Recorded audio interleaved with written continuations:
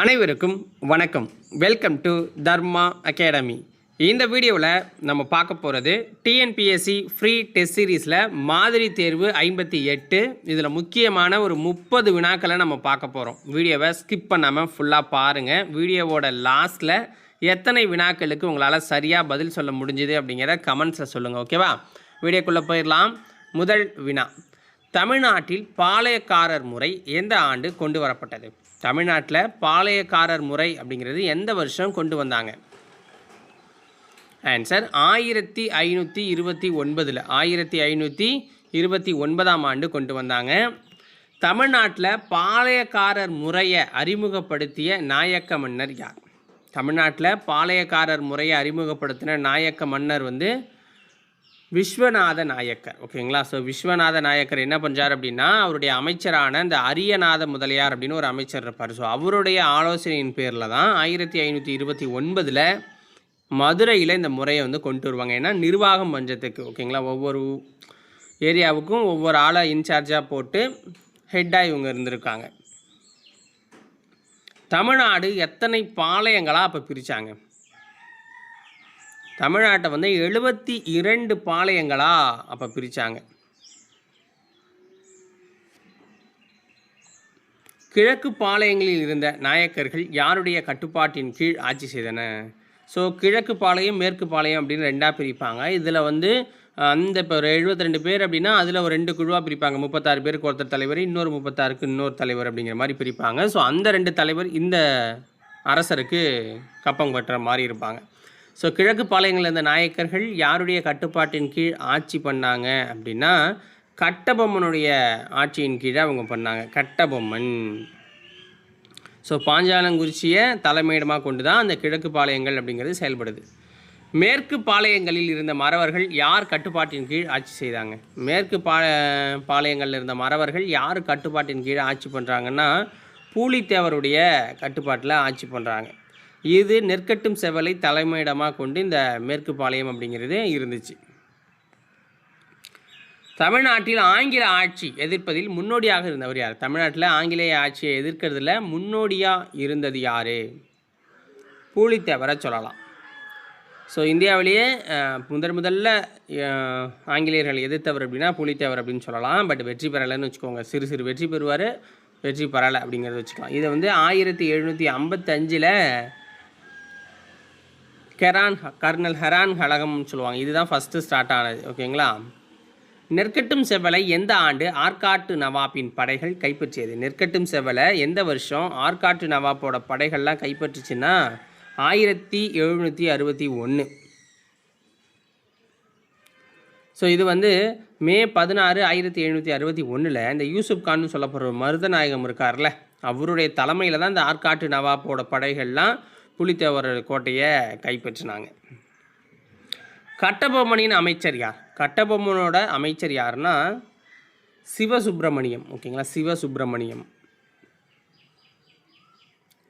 So இவர் நாகலாபுரம் அப்படிங்கிறதுல தான் கடைசியாக தூக்கில் போடுவாங்கன்னு வச்சுக்கோங்க.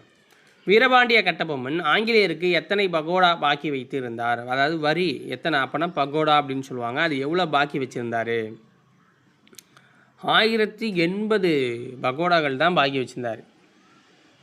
ஸோ 1798 தான் கணக்கு பார்க்குறாங்கன்னு வச்சுக்கோங்களேன். அப்போ 3000க்கு மேலே கொடுக்குற மாதிரி இருக்குது. அதில் இவர் 2000 செலுத்திடுறாரு. மீதி 1080 பகோடாக்கள் தான் பேலன்ஸாக இருந்துச்சு. அதில் தான் பிரச்சனையாக ஆரம்பிச்சிருக்கு. கட்டபொம்மன் எந்த ஆண்டு தூக்கிலிடப்பட்டார்? கட்டபொம்மன் எந்த ஆண்டு தூக்கிலிடப்பட்டார் அப்படின்னா 1799. இவருடைய அமைச்சர் எங்கே? நாகலாபுரத்தில் தூக்கிலிடப்படுறார்.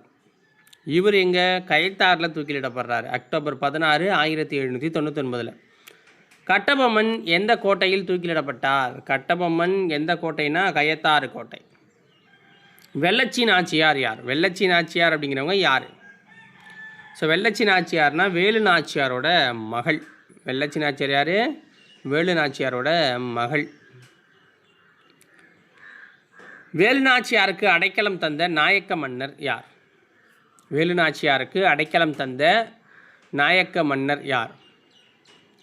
கோபால நாயக்கர். கோபால நாயக்கர். ஸோ திண்டுக்கல்லுக்கு பக்கத்தில் இந்த விருப்பாட்சி அப்படிங்கிற பகுதியை இவர் ஆட்சி பண்ணார். ஸோ வேலுநாச்சியாருக்கு கிட்டத்தட்ட 8 வருஷம் அடைக்கலம் கொடுத்துருக்காரு. தென்னிந்தியாவின் ஜான்சி ராணி என அழைக்கப்படுபவர் யார்? தென்னிந்தியாவின் ஜான்சி ராணி என அழைக்கப்படுபவர் யார்னா வேலுநாச்சியார். ஸோ ஜான்சி ராணிக்கு முன்னாடியே இவங்க ஆங்கிலேயர் எதிர்த்து வெற்றி பெற்றுட்டாங்க. ஆனால் அந்த வட இந்திய ஆக்கிரமிப்பு அப்படிங்கிறது ஸோ அவங்களுடைய பெயரில் நம்மளை வந்து இவங்க பேரில் நம்மளை வந்து அழைக்கிறாங்க தென்னிந்தியாவோட ஜான்சி ராணி அப்படின்னு. ஸோ வட இந்தியாவோட வேலுநாச்சியார் அப்படின்னா ஜான்சி ராணின்னு சொல்லலாம். ஏன்னா இவங்க தான் அவங்களுக்கு முன்னாடி பிறந்து அவங்களுக்கு முன்னாடியே ஆங்கிலேயர்களை வெற்றி கொண்டவங்க. ஸோ காலப்போக்கில் இப்படி மருவி இது வந்துருச்சு. ஸோ இவங்களை வந்து சிவகங்கை சீமை புலி அப்படின்னு அழைப்பாங்க. திருச்சிராப்பள்ளி பிரகடனம் எந்த ஆண்டு வெளியிடப்பட்டது? திருச்சிராப்பள்ளி பிரகடனம் அப்படிங்கிறது 1801 வெளியிடப்பட்டுச்சு. தீரன் சின்னமலை எந்த மாவட்டத்தில் பிறந்தார்? தீரன் சின்னமலை எந்த மாவட்டத்தில் பிறந்தார்னா ஈரோடு மாவட்டத்தில் பிறக்கிறார். ஈரோடு மாவட்டத்தில் பிறக்கிறார். இவருடைய பெயர் என்னென்னா தீர்த்தகிரி தான் இவருடைய இயற்பெயர்.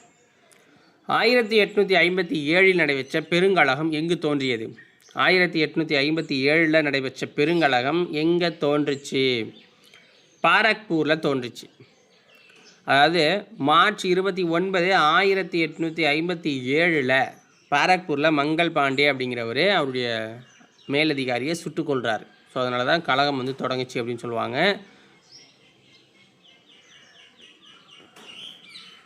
ஸோ இது வந்து மே 10 வந்து பெரிய அளவில் வெடிக்குது. விக்டோரியா மகாராணியின் பேரறிக்கை எந்த ஆண்டு வெளியிடப்பட்டது? விக்டோரியா மகாராணியோட பேரறிக்கை அப்படிங்கிறது எந்த வருஷம் வந்துச்சுன்னா 1858. இந்த கலவரம் முடிஞ்சு அவங்க டைரெக்டாக பிரிட்டிஷே நம்மளை ஆட்சி பண்ணுறது இப்போ தான். ஸோ நவம்பர் 1, 1858 அலகாபாத்தில் கானிங் பிரபு தான் இந்த அறிக்கையை படித்து காட்டுறாரு. ஸோ அதில் என்ன சொல்லியிருந்தாங்கன்னா இந்திய நிர்வாகத்தை இனிமே அந்த கிழக்கிந்திய கம்பெனின்னு சொல்லப்படுற இருந்து எடுத்துக்கிட்டு பிரிட்டிஷ் வந்து டைரெக்டாக ஆட்சி பண்ணும் அப்படின்னு சொன்னாங்க. சிவாஜி எந்த ஆண்டு பிறந்தார்? சிவாஜி எந்த வருஷம் பிறந்தார்? 1627. 627 பிப்ரவரி 19.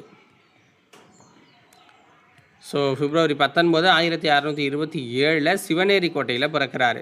சில குறிப்புகளில் 1630 கூட இருக்குது. அதை நீங்கள் வந்து ஆப்ஷன்ஸ் பொறுத்து சூஸ் பண்ணிக்கலாம். சிவாஜியின் ஆசிரியர் மற்றும் குரு யார்? சிவாஜியின் ஆசிரியராகவும் குருவாகவும் இருந்தவர் யார்? தாதாஜி கொண்டதேவ் அப்படிங்கிறவர் தான். தாதாஜி கொண்டதேவ். ஸோ சிவாஜியோட தந்தை யார் அப்படிங்கிறது உங்களுக்கு தெரியும். ஸோ ஷாஜி பான்ஸ்லே. ஆனால் சிவாஜியோட அந்த பாதுகாப்புக்கும் கல்விக்கும் ஒருத்தர் அவர் வந்து போடுறாரு, ஒரு பாடி கார்டாக போடுறாரு. அவர் தான் இந்த தாதாஜி கொண்டதேவ். மராத்தியர்களின் போர் முறையில் சிறந்தது எது? மராத்தியர்களோட போர் முறையில் சிறந்த முறை அப்படின்னா அவங்களுக்கு சக்ஸஸாக இருக்கிற ஒரு முறை அப்படின்னா கொரில்லா போர் முறை தான். ஸோ இது வந்து மறைஞ்சிருந்து தாக்குறது. ஏன்னா இந்த பக்கம் மராத்தியர்கள் இருந்த பக்கம்லாம் பார்த்திங்கன்னா அதிகமாக மலைகள் இருக்கும். ஸோ காடுகள் தான் இருக்கும். ஸோ மறைஞ்சிருந்து தாக்குறது அவங்களுக்கு எளிமையாக இருந்துச்சு. சிவாஜி ஜவாலியை எந்த ஆண்டு கைப்பற்றினார்? சிவாஜி ஜவாலி அப்படிங்கிற இடத்த எந்த வருஷம் கைப்பற்றார்னா 1656. 1656. ஸோ அந்த சந்திரராவ் மோரே அப்படிங்கிற ஒரு மராத்திய தலைவர் இருப்பார். ஸோ அவர்கிட்ட இருந்து தான் அந்த ஜவாலி அப்படிங்கிறத கைப்பற்றுறார். சிவாஜி அப்சல்கானை எந்த ஆண்டு கொன்றார்? சிவாஜி அவர்கள் அப்சல்கானை எந்த வருஷம் கொல்றாரு? 1659. இந்த பிஜப்பூர் தளபதி அப்படின்னு சொல்லப்படுற இந்த அப்சல்கானை சிவாஜியை கொல்றதுக்காக ஒரு பிளான் போடுறாரு. ஸோ இதில் சிவாஜி என்ன பண்ணுறாருனா புலிநகம் இருக்கிற அந்த க்ளவுஸை போட்டிருப்பார். ஸோ அதனால் அது மூலமா அவரை வந்து வவுத்த கிழிச்சு கொள்கிறார். சத்ரபதி சிவாஜி சிவாஜி சத்ரபதி என்னும் பட்டத்துடன் மணிமூடி சூட்டிக்கொண்ட ஆண்டு என்ன? 1674. 1674 ஜூன் 16 ராய்கார் கோட்டையில் தான் சிவாஜி சத்ரபதி அப்படிங்கிற பட்டத்தோட அரசராக ஏற்றுக்கிறாரு. இந்த சத்ரபதி அப்படின்னா பேரரசர் அப்படிங்கிற பொருள் வரும். சிவாஜி காலத்தில் வரி வசூலோட நிலைமை எப்படி இருந்துச்சு? சிவாஜியோட காலத்தில் வரி வசூல் அப்படிங்கிறது 3/3 1 பங்கு அப்படின்னு இருந்துச்சு. 3 விளைஞ்சா 1 பங்கு கவர்மெண்ட்டுக்கு. ஸோ அதுக்கப்புறம்லாம் நிலத்தை கரெக்டாக அளந்து 5க்கு 2 மாற்றினாங்க. அஷ்டபிரதான் என்னும் அமைச்சரவை யாருடைய அவையில் இருந்தது? அஷ்டபிரதான் என்னும் அமைச்சரவை யாருடைய அவையில் இருந்தது? சிவாஜியோட அவையில் தான் இருந்துச்சு. அஷ்டபிரதான்னா 8 அமைச்சர்கள் இருக்கிற ஒரு குழு. ஓகேங்களா? அமத்தியா என அழைக்கப்பட்டவர் யார்? ஸோ மஜும்தார் அப்படின்னு அழைக்கப்படுவார். ஸோ அமத்தியா அப்படின்னு அழைக்கப்பட்டவர் யாருன்னா நிதியமைச்சர். ஸோ நிதியமைச்சர்னால் என்ன பண்ணுவாங்கன்னு உங்களுக்கு தெரியும். ஸோ சிவாஜி காலத்தில் பேஷ்வா அப்படின்னு அழைக்கப்பட்டவர் யார்? சிவாஜி காலத்தில் பேஷ்வா பிரதம அமைச்சர். அவருடைய பேர் என்ன? பந்த் பிரதான் அப்படின்னு சொல்லுவாங்க. பந்த் பிரதான் அப்படின்னு சொல்லுவாங்க. சுர்னாவிஸ் அப்படின்னு அழைக்கப்பட்டது யார்? சுர்னாவிஸ் அப்படின்னு அழைக்கப்படுறது சச்சிவ் அப்படின்னு அழைக்கப்படுறது. சுர்னாவிஸ் அப்படின்னா செயலர், தலைமைச் செயலர்னு வச்சுக்கோங்க. அடுத்தது, இந்தியாவின் மிக பழமையான உயர்நீதிமன்றம் எது? இந்தியாவோட மிக பழமையான ஒரு உயர்நீதிமன்றம்னா கல்கத்தா உயர்நீதிமன்றத்தை சொல்லலாம். 1862 இது உயர்நீதிமன்றம் வந்து கன்ஸ்ட்ரக்ட் பண்ணியிருக்காங்க. ஓகேங்களா? ஸோ இதோட இந்த வீடியோ பதிவை நம்ம வந்து முடிக்கிறோம். ஸோ இந்த 30 வினாக்களுக்கு நீங்கள் எத்தனை கொஷின் கரெக்டாக ஆன்சர் பண்ணீங்க அப்படிங்கிறத கமெண்ட்ஸில் சொல்லுங்கள். நாளைக்கு வேறொரு வீடியோ பதிவில் உங்களை வந்து சந்திக்கிறேன். நன்றி, வணக்கம்.